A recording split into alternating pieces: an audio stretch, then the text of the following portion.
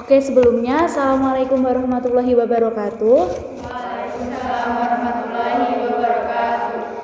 Alhamdulillahirabbil alamin. Wassalatu wassalamu ala asrofil anbiya'i wal mursalin sayyidina wa maulana wa ala alihi washabihi ajmain amma ba'du. Pertama-tama, marilah kita panjatkan puji syukur kita atas kehadirat Allah Subhanahu wa taala yang telah melimpahkan karunia kita sehingga kita dapat berkumpul pada malam hari ini. Kedua kalinya, selawat serta salam semoga tetap tercurahkan kepada junjungan kita, Baginda Agung Nabi Muhammad SAW yang kita nantikan syafaatnya di yaumil kiamah nanti. Teman-teman yang saya sayangi dan saya cintai, pada khotbah malam ini saya akan menyampaikan mengenai keutamaan sholat sunnah qobliyah pada saat subuh. Nah, mungkin teman-teman yang belum tahu, sholat sunnah qobliyah ini adalah sholat sunnah yang kita lakukan sebelum kita menjalankan sholat wajib. Nah, ini yang saya mau bahaskan, sholat sunnah qobliyah subuh. Jadi 2 rakaat sholat sunnah sebelum kita menjalankan sholat subuh, kayak gitu. Nah, di sini sholat qobliyah subuh itu banyak sekali keutamaan jika kita mau menjalankannya. Karena sholat sunnah sendiri itu kan jika kita tidak mengerjakannya tidak mendapat apa-apa ya, tidak mendapat dosa juga, tapi jika kita mengerjakannya kita akan mendapat pahala dan juga keutamaan-keutamaan lainnya. Nah, salah satunya keutamaan jika kita melakukan sholat sunnah qobliyah subuh itu adalah sholat sunnah qobliyah subuh itu lebih baik daripada dunia dan seisinya. Hal ini dijelaskan dalam hadis riwayat Muslim yang berbunyi, Rokmatal fajri khairu minad dunya wa ma fiha, yang artinya 2 rakaat fajar atau sholat sunnah qobliyah subuh lebih baik daripada dunia dan seisinya. Nah, jika kita tahu keutamaan ini, maka harusnya kita mungkin kayak sadar aja gitu ya, bahwa keutamaan sholat subuh itu kita hanya mengerjakan 2 rakaat sebelum sholat subuh itu lebih baik daripada dunia dan seisinya, kayak gitu. Jadi seperti sayang banget lah ya kalau kita tinggalin gitu. Karena Abu Hurairah radhiyallahu anhu berkata bahwa Rasulullah SAW itu juga pernah bersabda mengenai keutamaan luar biasa dari sholat subuh itu ya, sholat qobliyahnya.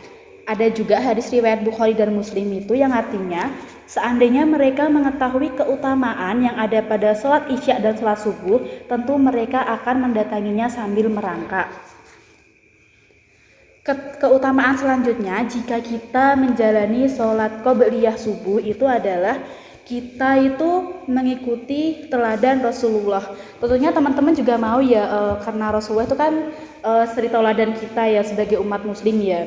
Nah, keutamaan sholat qobliyah subuh yang kedua itu tadi, kita itu sebagai usaha kita dalam mengikuti teladan diri Rasulullah SAW. Karena Rasulullah SAW itu dahulu diam antara azannya muazin hingga sholat subuh. Sebelum sholat subuh dimulai, beliau dahului dengan 2 rakaat ringan atau yang sekarang disebut dengan sholat sunnah qobliyah subuh. Keutamaan yang selanjutnya itu menutup kekurangan sholat wajib.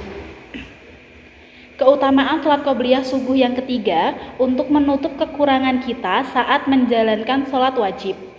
Sebagai manusia, kita selalu memiliki kekurangan. Nah, begitu juga ketika melaksanakan ibadah sholat wajib. Tak jarang sholat yang kita lakukan terdapat kekurangan di bagian-bagian tertentu. Untuk menutup kekurangan tersebut dianjurkan untuk melaksanakan sholat sunnah. Karena Nabi Muhammad SAW itu juga bersabda dari hadis riwayat Abu Daud. Sesungguhnya amalan yang pertama kali akan diperhitungkan dari manusia pada hari kiamat dari amalan-amalan mereka adalah sholat. Kemudian Allah Ta'ala mengatakan pada malaikatnya, dan dia lebih mengetahui segala sesuatu. Lihatlah kalian pada sholat hambaku, apakah sempurna ataukah memiliki kekurangan? Jika sholatnya sempurna, maka akan dicatat baginya pahala yang sempurna. Namun, jika sholatnya terdapat beberapa kekurangan, maka lihatlah kalian apakah hambaku memiliki amalan sholat sunnah. Jika ia memiliki sholat sunnah, maka sempurnakanlah pahala bagi hambaku dikarenakan sholat sunnah yang ia lakukan. Kemudian amalan-amalan lainnya hampir sama seperti itu. Nah, jadi apa ya? Kayak kita kan selalu melakukan sholat wajib ya, 5 kali dalam sehari itu. Mungkin di situ tuh belum tentu juga sholat kita diterima gitu, ataupun kita masih banyak kekurangan. Jadi kita bisa melengkapinya dengan sholat sunnah qobliyah subuh ini salah satunya. Keutamaan yang selanjutnya itu balasan rumah di surga. Nah, keutamaan sholat qobliyah subuh yang terakhir adalah mendapatkan balasan serupa rumah di surga.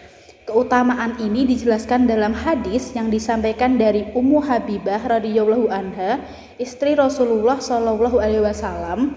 Dia berkata, "Aku mendengar Rasulullah shallallahu alaihi wasallam bersabda, seorang hamba yang muslim melakukan sholat sunnah yang bukan wajib karena Allah sebanyak 12 rakaat dalam setiap hari, Allah akan membangunkan rumah baginya, sebuah rumah istana di surga." Nah, kemudian Ummu Habibah radhiyallahu anha berkata, setelah aku mendengar hadis ini, aku tidak akan pernah meninggalkan sholat tersebut. Kayak gitu. Nah, Masya Allah sekali ya keutamaan kita jika menjalankan sholat qobliyah subuh. Nah, mungkin pertanyaannya kayak kan subuh itu kan mungkin termasuk berat melakukannya ya bagi mungkin sebagian umat muslim, karena memang kan di Indonesia sendiri ya saat ini kita jam setengah 5 atau bahkan jam 4 kan sudah subuh. Mungkin untuk teman-teman masih tidur dan lain sebagainya kayak gitu. Alangkah baiknya sebelum kita tidur itu bisa melakukan amalan-amalan sunnah juga sebelum tidur. Semisalkan kita wudhu dulu sebelum kita tidur, habis itu kita membaca doa dan diniatkan semoga kita bisa bangun pagi untuk melaksanakan sholat subuh tepat waktu kayak gitu. Karena memang jika kita niatkan sebelum tidur, insya Allah akan dibangunkan oleh Allah saat pagi harinya gitu, terutama jika kita menjalankan sholat subuh tepat waktu. Walaupun kita kadang mungkin sholat subuh di tepat waktu itu tidak apa-apa jika kita tetap melakukan sholat qobliyah sebelum subuh gitu. Mungkin itu dulu khotbah dari saya. Apabila ada kesalahan mohon dimaafkan. Wallahul muwafiq ila aqwamit thoriq. Assalamualaikum warahmatullahi wabarakatuh.